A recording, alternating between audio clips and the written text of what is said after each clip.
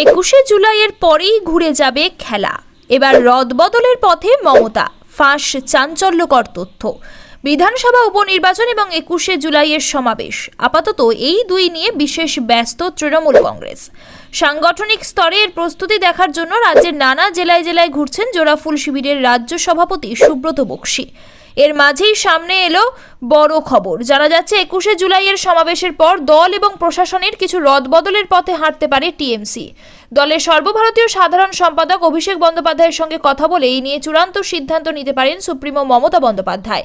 এবারে লোকসভা ভোটে বাংলায় সবুজ ঝড় উঠলেও বেশ কিছু জায়গায় সাংগঠনিক দুর্বলতা চিহ্নিত করেছে টিএমসি। শহরাঞ্চলে জোড়াফুল শিবিরের ভোট কমেছে, গ্রামে সেটা না হলেও সাংগঠনিক দুর্বলতা চোখে পড়েছে বলে জানান তৃণমূলের এক রাজ্য নেতা।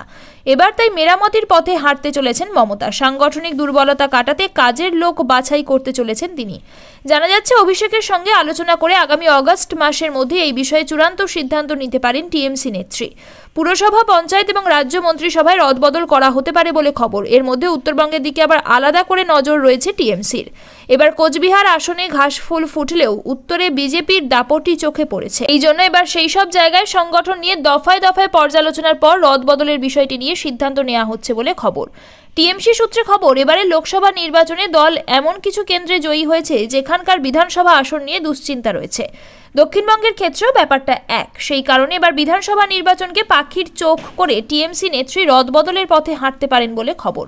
এদিকে পঞ্চায়েত ভোটের সময় থেকেই কাজের মূল্যায়নের ওপর জোর দিয়েছিল টিএমসি। পঞ্চায়েতে দায়িত্ব নেওয়ার 6 মাস পর থেকে মূল্যায়নও শুরু হয়। প্রধান সভাপতি, জেলা পরিষদের সভাধিপতি ও কর্মাধ্যক্ষ স্তরে সেই মূল্যায়ন আসন্ন রদবদলের ক্ষেত্রে গুরুত্বপূর্ণ ভূমিকা পালন করতে পারে বলে জানা যাচ্ছে।